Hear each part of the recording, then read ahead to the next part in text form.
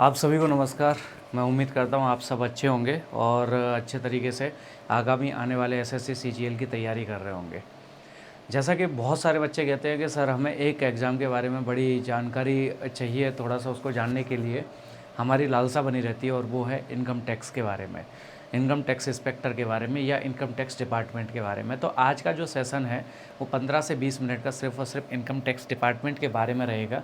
इस सेशन को आप पूरे तरीके से सुनना है, जिससे क्या है आप इस सेशन को जब आप सुनेंगे तो आपके अंदर एक मोटिवेशनल की भावना पैदा होगी और मोटिवेशनल की भावना के साथ में आप आगामी पेपर की तैयारी करेंगे और आगामी पेपर की तैयारी करते हुए अच्छे मोटिवेशनल के साथ में जब आप तैयारी करते हैं ना, तो एक अच्छे नंबर आते हैं, अच्छे रैंक लगाते हैं और अच्छी पोस्ट पर और अच्छे शहर में जाके आप पहुंच जाते हैं और आपकी अच्छी रेपुटेशन बन जाती है। तो आज मैं सबसे जो इम्पोर्टेंट बात कर रहा हूँ, मोस्ट पावरफुल जॉब की बात कर रहा हूँ एसएससी डिपार्टमेंट के अंदर, या फिर मैं ऐसा बोल सकता हूँ मोस्ट पावरफुल जॉब के बारे में बात कर रहा हूँ जो इनकम टैक्स डिपार्टमेंट में आता है, जिसमें 2 तरीके से कंडक्ट पेपर होते हैं। वो सारी चीज़ों के बारे में मैं आज आपको कंप्लीट जानकारी देने वाला हूँ कि उसकी सैलरी क्या होती है, उसकी एलिजिबिलिटी क्या होती है, उसका क्राइटेरिया क्या रहता है, उसका वर्क प्रोफाइल क्या रहती है, उसका सिलेक्शन कैसे होता है, किस तरीके से आप इनकम टैक्स डिपार्टमेंट में और कैसे आप एग्ज़ाम में पहुँच सकते हैं। ठीक है, तो बिना समय ख़राब करते हुए अपन आगे की तरफ बढ़ते हैं और सबसे पहली चीज़ जो हम अगर पहली स्लाइड पर जाएंगे तो आपको पता है मैं किसके बारे में बात कर रहा हूँ कि how to become income tax inspector या ऑफिसर। आप ध्यान रखना, इंस्पेक्टर और ऑफिसर दोनों अलग अलग पोस्ट होती हैं, दोनों अलग अलग चीज़ें होती हैं। कई लोग इनकम टैक्स इंस्पेक्टर को ही ऑफिसर समझ लेते हैं, ऐसा नहीं है। इनकम टैक्स इंस्पेक्टर अलग रहता है और इनकम टैक्स ऑफिसर अलग रहता है। ठीक है, तो मैं आपको ये बताने जा रहा हूँ कि आप किस तरीके से इंस्पेक्टर बनेंगे या फिर ऑफिसर बनेंगे, या फिर हालांकि देखा जाए तो इस स्लाइड पर नाम होना चाहिए how to get income tax department. मुझे इनकम टैक्स डिपार्टमेंट कैसे मिलेगा, मैं इनकम टैक्स डिपार्टमेंट में कैसे वर्क कर पाऊँगा, उस चीज़ पर हमें आज की जो स्लाइड है वो चीज़ स्लाइड होनी चाहिए थी कि मैं इनकम टैक्स डिपार्टमेंट में कैसे जाऊँगा। हालांकि इंस्पेक्टर और ऑफिसर लिख दिया है तो मैं इंस्पेक्टर और ऑफिसर के बारे में तो बताऊंगा ही बताऊंगा, लेकिन हम इनकम टैक्स डिपार्टमेंट में कैसे जाएं, हम मोस्ट पावरफुल डिपार्टमेंट में कैसे एंट्री लें। ठीक है, ये उसका लोगो होता है इनकम टैक्स का। अगर आप देखें, सबसे पहली बात तो ये है कि अगर आप इस स्लाइड को देखेंगे तो सबके दिमाग में आता है पैसा ही पैसा, है ना। इनकम टैक्स डिपार्टमेंट में वाकई में पैसा है। अगर मैं सैलरी की बात करूं तो सैलरी गवर्नमेंट इतने सफिशिएंट मात्रा में आपको सैलरी प्रोवाइड कर रही है कि आप एक बहुत अच्छी रिच मीडियम फैमिली की तरह आप जी सकते हैं। बहुत अच्छी तरीके से आप अपना जीवन यापन कर सकते हैं, गवर्नमेंट इतना अच्छा पैसा देती है। अब कई लोग कहते हैं सर ऊपर का पैसा तो भाई है, लेकिन मैं कहता हूँ ऊपर के पैसे के चक्कर में मत पड़ना। आपको सैलरी जो मिलेगी बहुत अच्छी मिलेगी, बहुत सफिशिएंट मिलेगी। हालांकि मैं आपको बता दूं कि ये जो आपको दिख रहा है ना, ये है एक रेड का फ़ोटो। मतलब आपको पैसा कैसे, मैं आपको बता देता हूँ।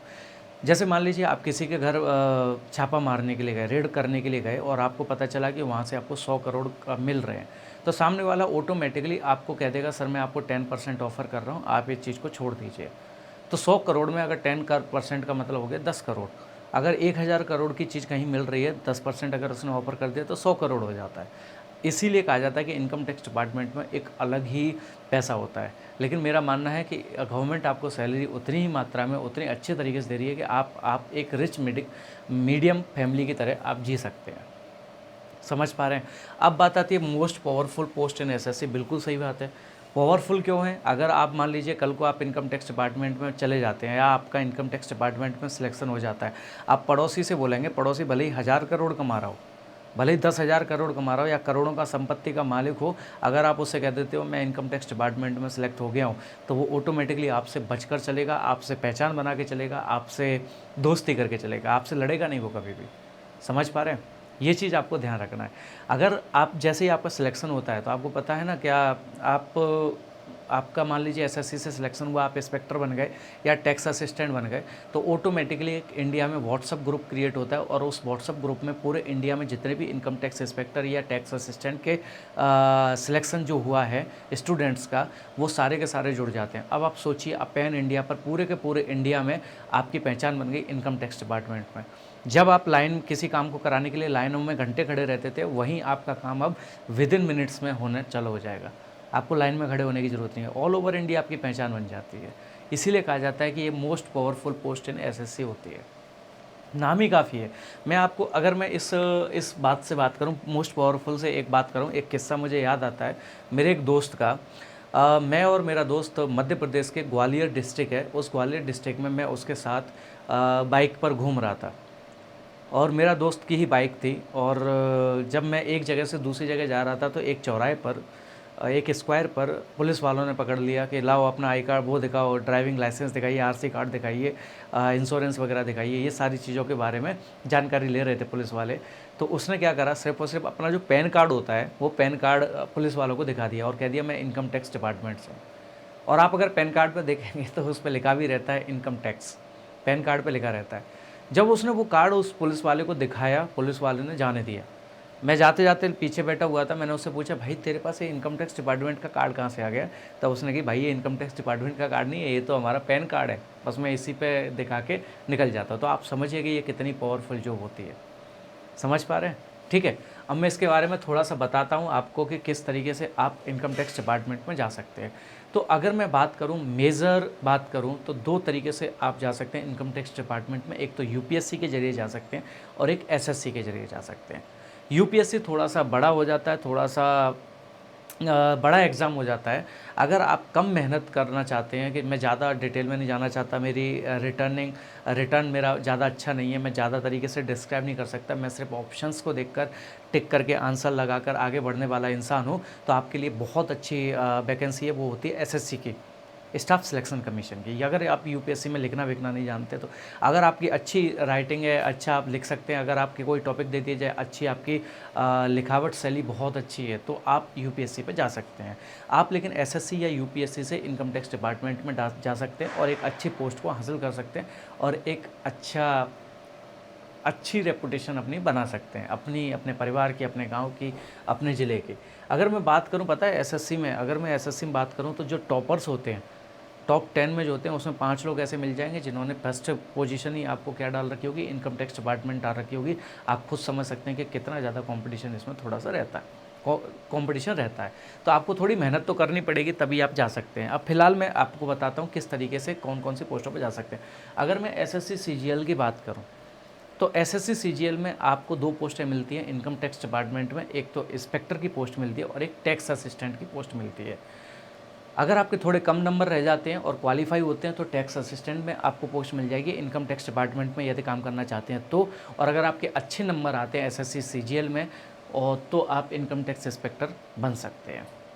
समझ पा रहे हैं? अगर आप एसएससी सीजीएल का फॉर्म भरते हैं, आपने भरा भी होगा, आगे पेपर भी है आपका, आपने भरा भी होगा फॉर्म, या भरते हैं आप आगे भविष्य में, तो आपके पास में ये टीयर 1, टीयर 2 और डीईएसटी, ये डीईएसटी टाइपिंग स्पीड टेस्ट होता है और अपना यहाँ पे डॉक्यूमेंट वेरिफिकेशन, ये 4 स्टेप से आपको गुजरना पड़ेगा।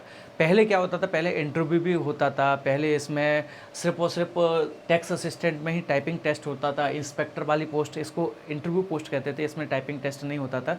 लेकिन अब मैं वर्तमान की बात करूँ, एट प्रेजेंट की बात करूँ, जब आपको वीडियो मिल रहा है तब की बात करूँ, तो डीईएसटी जो है, स्पीड टेस्ट जो है, वो हर किसी के लिए, डाटा एंट्री स्पीड टेस्ट जो है वो हर किसी के लिए एलिजिबल कर दिया, ऑल पोस्ट के लिए कंपलसरी कर दिया है एसएससी सीजीएल के एसएससी सीजीएल में। समझ पा रहे हैं? तो आपको ये 4 स्टेप से गुजरना पड़ेगा, टीयर 1, टीयर 2 और डीईएसटी और डॉक्यूमेंट वेरिफिकेशन। टीयर 1 क्या होता है, टीयर 2 क्या होता है, अगर इसके बारे में मैं कभी भविष्य में एसएससी के लिए मैं एक वीडियो बनाऊंगा तो आप उसमें डिटेल में देख सकते हैं। वैसे मैं बता दूं, टीयर 1 आपका 4 सब्जेक्ट होते हैं, वो क्वालिफाई करना पड़ता है। फिर टीयर 2 के नंबर जुड़ते हैं, इसमें मॉड्यूलों में डिवाइड कर रखा है। फिर आपका डेटा एंट्री स्पीड टेस्ट होता है, फिर उसके बाद में आपका डॉक्यूमेंट वेरिफिकेशन होता है। अगर आपके अच्छे नंबर है तो आप इन दोनों पोस्टों में से किसी एक पोस्ट को उठाकर इनकम टैक्स डिपार्टमेंट में जा सकते हैं। आप देख रहे होंगे ये हमारे सुपरस्टार हैं साउथ के विजय, और आप देख रहे हैं ये इनका आई कार्ड है एक मूवी का, जिसमें ये दिखाते हैं कि मैं इनकम टैक्स डिपार्टमेंट से हूँ। किसी मिनिस्टर के घर पे छापा मारते हैं, बोलते हैं इनकम टैक्स डिपार्टमेंट को। समझ पा रहे हैं? क्लियर? अगर मैं इससे आगे की बात करूं, कई लोग पूछते हैं कि सर इसमें इंटरव्यू होता है, इसमें फिजिकल टेस्ट होता है, तो मैं आपको बता दूं इसमें कोई भी इंटरव्यू नहीं होता। अगर मैं 2014 से पहले की बात करूं, तो 2014 से पहले हर ये एसएससी सीजीएल को 2 कैटेगरी में डिवाइड कर रखा था, एक इंटरव्यू पोस्ट के लिए और एक नॉन इंटरव्यू पोस्ट के लिए। लेकिन अगर मैं वर्तमान में बात करूँ तो इंटरव्यू सभी पोस्टों के लिए ख़त्म कर दिया गया है ना। आप तो अगर मैं अभी फ़िलहाल इनकम टैक्स की बात कर रहा हूँ, उसमें इंटरव्यू नहीं है और उसमें फ़िज़िकल टेस्ट भी नहीं है। तो आपको घबराने की ज़रूरत नहीं है कि भैया फ़िज़िकल टेस्ट होगा तो हम हो पाएंगे, नहीं हो पाएंगे, इंटरव्यू होगा तो हम हो पाएंगे या नहीं हो पाएंगे। ये है यूपीएससी के बारे में। इसके बारे में ज़्यादा डिस्कस नहीं करूँगा। हालांकि मैं बता देता हूँ, जब मैं बता ही रहा हूँ इनकम टैक्स डिपार्टमेंट में किससे जाते हैं, तो यूपीएससी की भी बात आती है। तो यूपीएससी में आप देख रहे होंगे ये फ़ोटो लगा हुआ है, ये मोदी जी बैठे हैं पीछे, ये सारे के सारे IRS है, इनकम IRS है, इंडियन रेवेन्यू सर्विस वाले हैं। इसका मतलब पता क्या है, जब आप यूपीएससी से जाते हैं तो आप असिस्टेंट कमिश्नर बनते हैं। असिस्टेंट कमिश्नर बनते हैं और जब आप असिस्टेंट कमिश्नर बन जाते हैं तो आपके प्राइम मिनिस्टर, चीफ मिनिस्टर, इन लोगों के साथ आपका उठना बैठना, इन लोगों से आपका कांटेक्ट बनना चालू हो जाता है। अगर आप इंस्पेक्टर बनते हैं तो आपका होता है, लेकिन अगर आप सोचें कि मैं पीएम से डायरेक्ट मीट करूं तो वो थोड़ा सा पॉसिबल नहीं हो पाता। लेकिन अगर आप असिस्टेंट कमिश्नर बनते हैं तो हो सकता है किसी दिन प्रधानमंत्री का ही आपके पास फ़ोन आ जाए, किसी दिन मुख्यमंत्री का ही आपके पास फ़ोन आ जाए। समझ पा रहे हैं? तो आप असिस्टेंट कमिश्नर बनते हैं अगर आप यूपीएससी से सिलेक्ट होते हैं। यहाँ पे आप प्री देना पड़ता है, मेंस देना पड़ता है, इंटरव्यू देना पड़ता है, ये तो सबको पता है, डॉक्यूमेंट वेरिफिकेशन देना पड़ता है। ये 4 स्टेप से आपको निकलना पड़ता है। ठीक है, तो आप दोनों एग्ज़ाम के बारे में जान गए होंगे कि दोनों एग्ज़ाम से हम इनकम टैक्स डिपार्टमेंट में जा सकते हैं और कौन कौन सी पोस्ट पर जा सकते हैं। अब बात आती है एलिजिबिलिटी क्राइटेरिया एसएससी। कई लोग पूछते हैं कि सर क्राइटेरिया क्या है। अगर मैं एज लिमिट की बात करूं और अगर आप इंस्पेक्टर बनना चाहते हैं तो 18 से 30 साल की आपकी एज होनी चाहिए, कम से कम 18, ज़्यादा से ज़्यादा 30 होनी चाहिए, तो ही आप इंस्पेक्टर पोस्ट के लिए क्वालिफाई हो पाएंगे। और अगर आप टैक्स असिस्टेंट बनना चाहते हैं इनकम टैक्स डिपार्टमेंट में तो 18 से 27 आपकी उम्र होनी चाहिए, तभी आप वहाँ पर बन पाएंगे। बात आगे समझ में? बढ़े बेटा आगे, आगे बढ़ते हैं। एलिजिबिलिटी क्राइटेरिया इन यूपीएससी। यूपीएससी की अगर मैं बात करूं, आपकी 32 एज होनी चाहिए, 21 मिनिमम, 32 टच होनी चाहिए। 32 से आप बढ़ गए, आप मान लो 32 साल 6 महीने के हो गए, आप पेपर में नहीं बैठ पाओगे। समझ पा रहे हैं? अगर आप समझो 32 साल 10 महीने के हो गए, आप सोचेंगे कि मैं 32 साल का हूँ, तो आप नहीं बैठ पाएंगे। बस 32 टच होनी चाहिए आपकी। 32 से आप थोड़ा सा भी एक्सटेंड हो गए, आप बाहर हो जाओगे। इसमें बस एक चीज़ रहती है, बहुत अच्छी चीज़ है, वो है कि आपके पास 6 अटैम्प्ट है। एसएससी में आप 30 साल तक कितने भी अटैम्प्ट दो, आप 21 साल से 30 साल तक दे रहे हैं, 10 साल तक अटैम्प्ट देते रहो, कोई फ़र्क नहीं पड़ता। लेकिन अगर यूपीएससी में आपको 6 अटैम्प्ट रहते हैं तो हर अटैम्प्ट को आपको बिल्कुल बिल्कुल मतलब जब आपके पास पूरी तरह कॉन्फिडेंस हो तभी आप दें, अदरवाइज़ नहीं दें। यहाँ पे 6 ही अटैम्प्ट रहते हैं। अगर मैं जनरल कैटेगरी की बात करूँ, ओबीसी के पास 9 रहते हैं और PWBD जो लिखा हुआ है और ST ST के जो रहते हैं उनके पास में अनलिमिटेड रहते हैं कि अनलिमिटेड वो क्या कर सकते हैं, यहाँ पे जितनी उनकी एज रहती है उसके अनुसार वो पेपर दे सकते हैं। अच्छा, कई लोग पूछेंगे कि सर 18 से 30, ये 30 जनरल है बेटा। अगर मैं एसएससी की बात करूँ, 18 से 30 जो इंस्पेक्टर पोस्ट के लिए एज बताई थी वो जनरल कैटेगरी के लिए। अगर आप SC ST OBC के लिए हैं तो जो गवर्नमेंट की गाइडलाइन होती है उसके अकॉर्डिंग आपकी एज बढ़ जाती है। समझ पा रहे हैं? अगर मैं SSC CGL की बात करूं, कई लोग पूछते हैं सर इसकी सैलरी क्या होती है। सैलरी के बारे में तो जानना रहता है हर किसी को। हर किसी डिपार्टमेंट में जब वो जाता है तो उसका मन होता है उसकी सैलरी क्या है। अगर आप कहीं जॉब भी ढूंढने जाते हैं, सबसे पहले आपके रिक्वायरमेंट होती है सर सैलरी क्या है, सैलरी तो बता दो, रहती कि नहीं रहती। तो अगर मैं इनकम टैक्स डिपार्टमेंट की बात करूँ तो सबसे पहली बात तो ये है कि ये ग्रुप सी पोस्ट है SSC CGL में। चाहे आप इंस्पेक्टर बनो चाहे टैक्स असिस्टेंट बनो, ये ग्रुप सी पोस्ट होती है। ग्रुप बी नहीं, ये ग्रुप सी होती है। ग्रुप बी कुछ पोस्टें हैं लेकिन ये ग्रुप सी होती है। समझ पा रहे हैं? सबसे बड़ी बात, इसका ग्रेड पे जो रहता है वो 4600 रहता है, 4600 ग्रेड पे रहता है। अब कई लोग कहते हैं सर मुझे ग्रेड पे समझ में नहीं आता, मुझे तो सैलरी बता दो। तो अप्रॉक्स में बता दूँ 70,000 रहता है। SSC CGL ने क्या है, पूरे भारत को 3 भागों में सिटियों को डिवाइड कर रखा है। तो मैं अगर टॉप सिटी की बात करूँ तो 70-72 हज़ार के आसपास आपकी सैलरी रहती है। और अगर नीचे की सिटियों की बात करूं तो वहाँ पे XYZ में डिवाइड कर रखा है। और अगर मैं नीचे की सिटियों की बात करूं तो 70,000 से थोड़ा बहुत नीचे रह सकता है। मतलब अगर मैं आप लोगों से बोलूं SSC CGL में आप जाना चाहते हैं तो आप 70,000 के आसपास के आदमी बन जाओगे जाते। क्लियर ना भैया? सबसे पहली बात, वीडियो को ज़्यादा से ज़्यादा शेयर कर देना यार। ये जानकारी जो इंपॉर्टेंट जानकारी मैं आपको इनकम टैक्स के बारे में दे रहा हूँ वो हर किसी के पास पहुँचना चाहिए। ज़्यादा से ज़्यादा शेयर कर देना बच्चों। अब यूपीएससी की बात करूँ, यूपीएससी में भी कई लोगों के सैलरी के बारे में दिमाग में आती है। तो सबसे पहले ग्रुप ए पोस्ट होती है, इसका 5400 ग्रेड पे होता है। ग्रेड पे बहुत सारे लोगों को समझ में नहीं आता। 80,000 के अप्रॉक्स के आसपास आपकी सैलरी रहती है, लेकिन इसमें अलाउंसेस ज़्यादा रहते हैं इन कंपेरिजन टू SSC। इसमें अलाउंसेस ज़्यादा रहते हैं। आप इंस्पेक्टर बन जाओगे, आपको गाड़ी थोड़ी मिलेगी, इसमें आपको गाड़ी मिलेगी, बंगला मिलेगा, आपको गार्ड मिलेगा, ये सारी चीज़ें रहती हैं अगर आप यूपीएससी से जाते हैं। आपको तो पता ही है यूपीएससी के बारे में। अब बात आती है एसएससी की सर वर्क प्रोफाइल क्या होती है। इसमें 2 तरीके की वर्क प्रोफाइल रहती है। एक तो आपका ऑफिस वर्क रहता है जिसे क्लरिकल जॉब के बोलते हैं, और एक आपका फील्ड वर्क रहता है। वैसे आपको बता दूँ कि आप किसी भी व्यक्ति पर, किसी भी जगह पर आप छापा मारना जा रहे हैं तो उस पे आपको ऑफ़िस वर्क तो करना ही पड़ेगा। तो ये जो ऑफ़िस वर्क है ये उसी में काउंट होता है। किसमें? आप कभी भी किसी के ऊपर छापा भी मारेंगे ना, रेड करने जाएँगे, तो उससे पहले आपको ऑफ़िस वर्क करना पड़ेगा, तो वो ऑफ़िस वर्क इसी में काउंट हो जाता है। अगर मैं यहाँ पे बात करूँ वेरीफाइंग आईटी रिकॉर्ड, मतलब ऑडिटिंग वगैरह, उसको वेरीफाई करते हैं। अगर आपसे मैं बात करूँ टीडीएस क्लेम करते हैं। अगर आप सैलरीड पर्सन हैं, किसी कंपनी में जॉब कर रहे हैं, तो आपका जो आईटीआर कटता है उसमें बाद में जो टैक्स आप क्लेम करेंगे तो वो आपको मिल जाता है। रिफंड ऑफ कंपनी, जैसे मान लो कोई कंपनी है, मैं कंपनी चला रहा हूँ, कंपनी का जो भी टर्नओवर है उसका आईटीआर भरेंगे तो उसका भी हमें रिटर्न मिल जाता है ना, अगर आप करेंगे तो। ये ऑफिस वर्क कुछ इस तरीके का रहता है, आप देख पा रहे होंगे इस पिक्चर के अंदर। बड़े बेटा आगे रेड, ये सपना हर किसी का रहता है, हर किसी का स्टूडेंट, हर कोई चाहता है कि मैं हर किसी के यहाँ छापा मारूं। ये सपना हर किसी के अंदर रहता है। तो अगर आपको रेड मारना है और अगर आप इनकम टैक्स डिपार्टमेंट में जाते हैं तो आपको इस रेड मारने का, इसे फील्ड वर्क कहते हैं, ये रेड मारने का मौका बिल्कुल मिलेगा, आपको जीवन काल में ज़रूर मिलेगा। लेकिन ये ध्यान रखना कि ऐसा नहीं है कि मुँह उठा के रेड मार दी। भैया बहुत पेपर वर्क करना पड़ता है, बहुत रिसर्च करनी पड़ती है, जिसके आप रेड मारने जा रहे हैं उसके बाद भी आपको अपने अधिकारियों की परमिशन लेनी पड़ेगी, ऑफिसर्स की परमिशन होगी, ऊपर से लेकर नीचे तक आपको परमिशंस मिलेगी, तब जाके आप रेड मार पाओगे। ऐसा नहीं है कि भैया मेरा मन कर रहा है कि उस आईएएस के घर छापा मार दो, मेरा मन कर रहा है उस मिनिस्टर के घर छापा मार दो, ऐसा पॉसिबल नहीं है। बात आ गई समझ में। लेकिन ये सपना हर किसी का होता है और मैं चाहता हूँ, ईश्वर से प्रार्थना करता हूँ, आप एसएससी सीजीएल या यूपीएससी के माध्यम से इनकम टैक्स डिपार्टमेंट में जाएं और आपको रेड मारने का सौभाग्य प्राप्त हो। समझ पा रहे हैं? तो ये फील्ड वर्क होती है जिसमें आपको रेड मारने का मौका मिलता है।